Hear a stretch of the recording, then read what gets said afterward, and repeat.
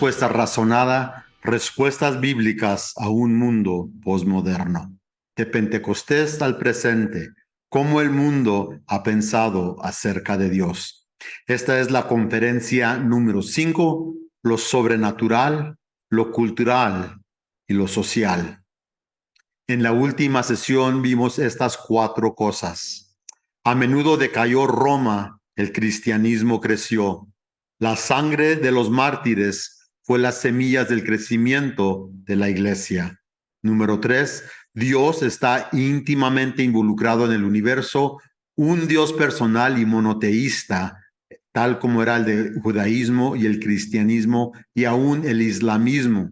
Estos 3 apuntaban a Dios como el centro y Dios está en los cielos. Número 4, el Dios de Islam y el Corán no es el Dios bíblico. En esta sesión veremos lo sobrenatural, lo cultural y lo social. Al terminar de esta sesión, pueden llevarse a casa por lo menos 4 ideas. Número 1, la idea de los milagros en la vida de la gente. Número 2, la naturaleza y un Dios sobrenatural. Número 3, la idea de Dios como el centro afectó lo cultural. Y número 4, la sociedad se formó bajo la idea de Dios como el soberano. En la última sesión vimos que Dios está íntimamente involucrado en el universo.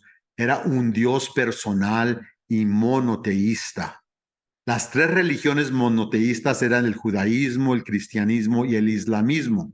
Ahora, el judaísmo y el cristianismo celebran el mismo Dios, aunque solo el cristianismo tiene la completa revelación de Dios en Cristo Jesús.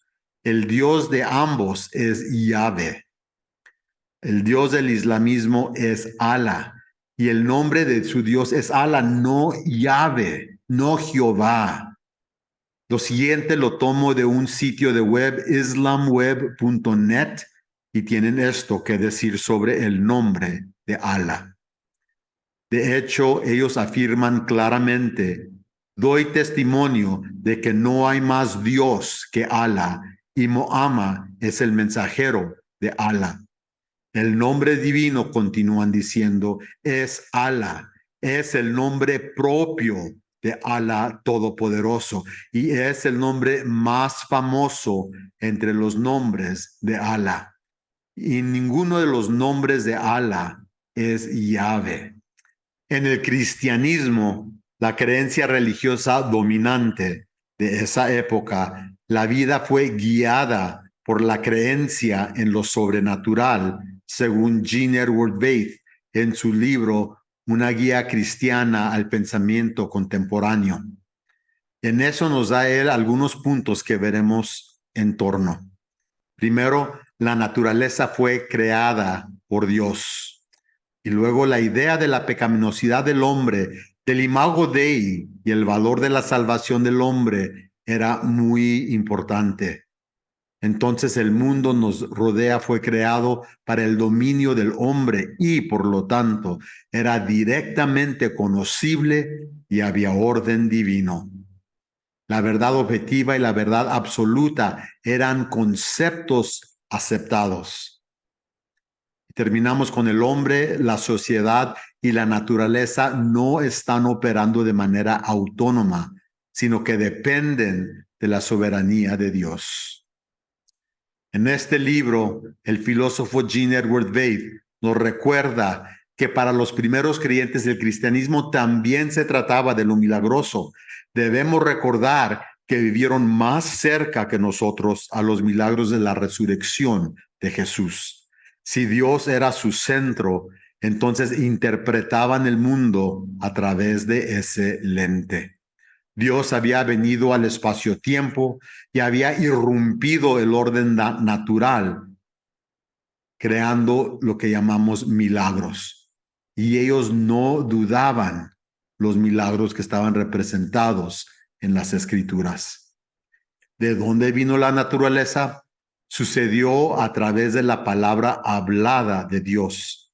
En Colosenses 1:16 nos dice lo siguiente: porque en Él, en Cristo, fueron creadas todas las cosas, en los cielos, en la tierra, las cosas visibles e invisibles, sean tronos o dominios, sean principados o potestades.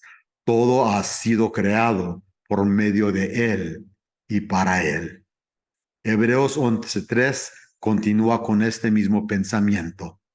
Por la fe entendemos que el universo fue creado por la palabra de Dios, de modo de lo que se ve no fue creado de algo visible. Esto era un milagro y continúa siendo un milagro.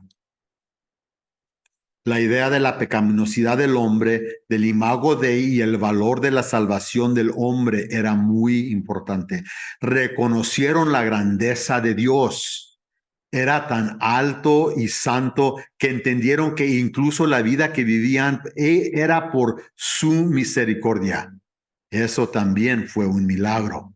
¿Cómo podría un Dios tan perfecto tolerar un hombre pecador? Gracia divina y pura. El mundo que nos rodea fue creado para el dominio del hombre y, por lo tanto, era directamente conocible y había orden divino. Dios no creó un mundo que estuviera tan lejos del hombre que fuera imposible de conocer. Reconocieron que en Génesis 1 del 26 al 31, el mundo era para que el hombre ejerciera su mayordomía y dominio sobre él. El mundo que fue hecho por mandato divino ahora estaba bajo el cuidado del hombre creado. La verdad objetiva, la verdad absoluta eran conceptos aceptados en esa época, porque Dios había hecho todo lo que era y porque Dios le había dado al hombre dominio sobre la creación. Tenía que haber verdades que fueran absolutas. Esto significa verdades que se aplican en todos tiempos, en todos lugares, a todas las personas y en todas las circunstancias. Vivían de acuerdo con estas verdades. Era la verdad de Dios. Ahora, el hombre, la sociedad y la naturaleza no están operando de manera autónoma, sino que dependen de la soberanía de Dios. Aquí vemos que Dios era el centro aún en la creación y la sociedad. A pesar de que el hombre tenía autonomía, reconocieron que tenían que someterla a la soberanía de Dios.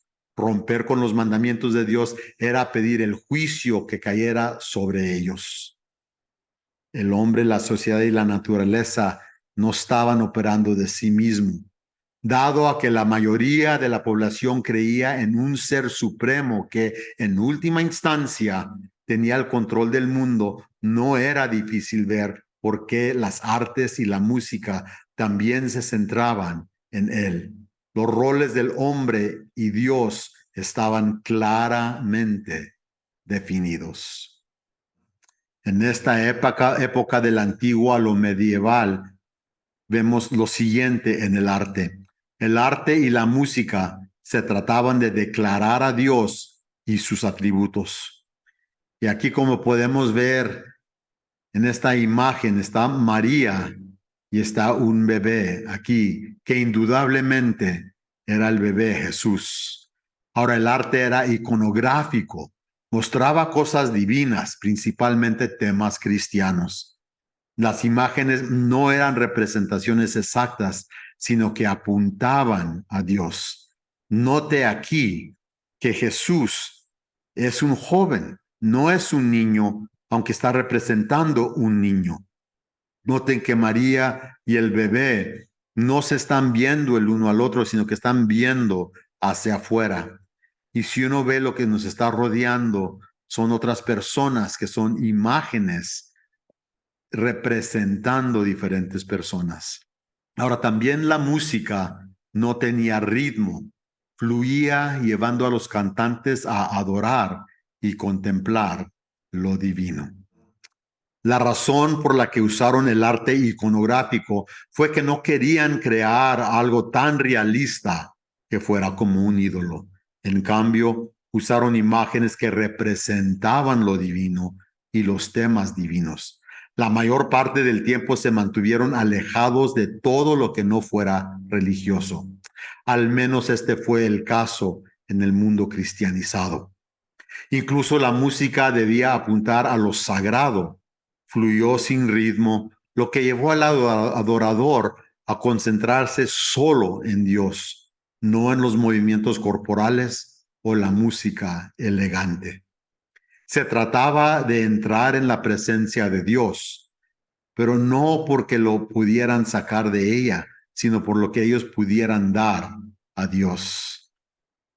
Dios era el proveedor, sustentador, libertador y en última instancia el salvador de la humanidad.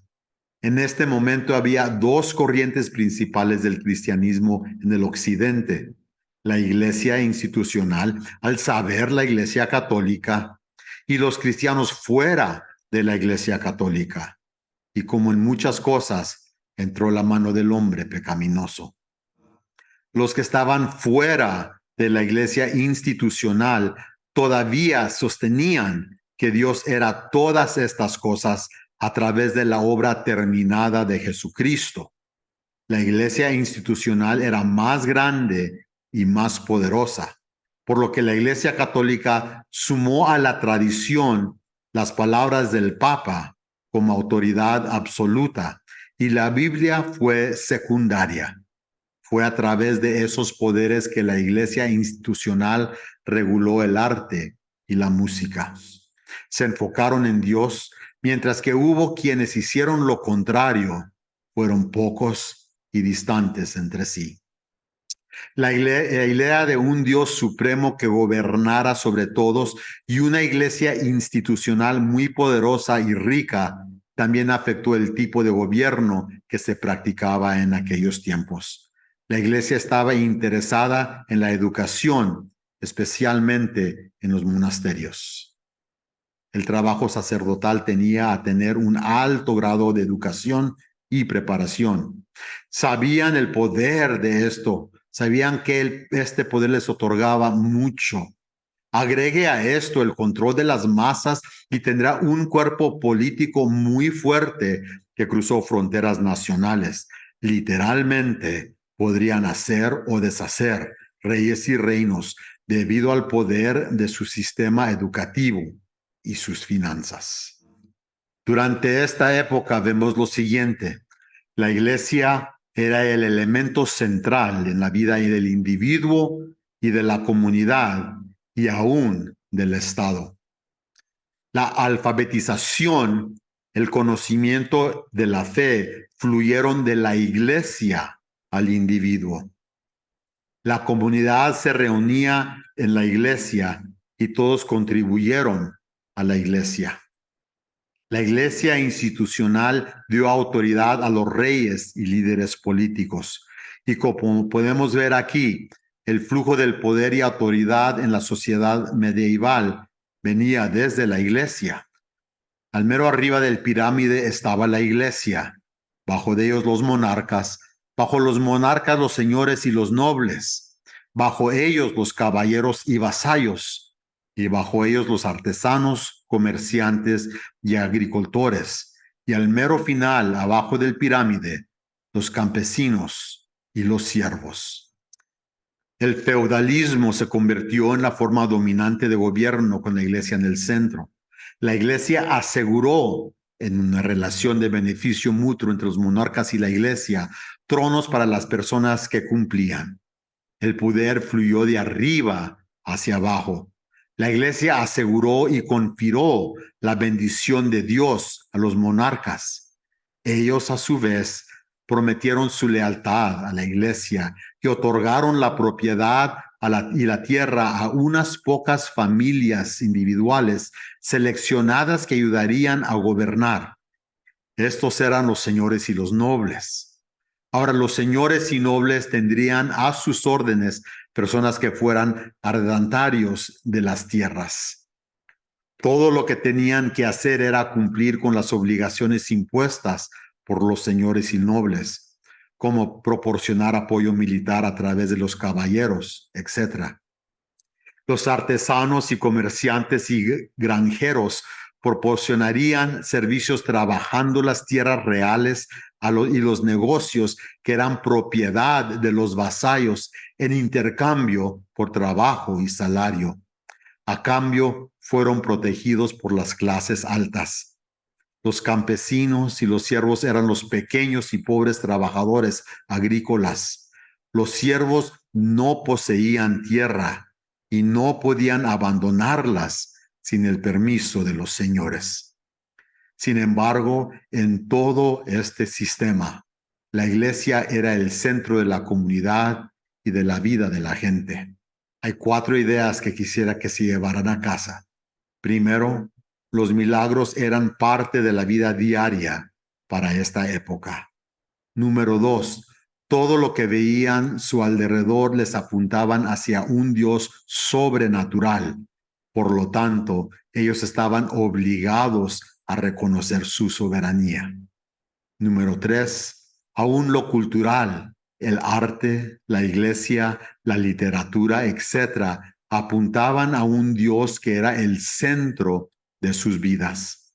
Y número 4, la sociedad, aunque estaba bajo la iglesia institucional, estaba guiada de una manera u otra por el conocimiento de Dios. Soy Regino Ramos de Una Respuesta Razonada. Que Dios les bendiga.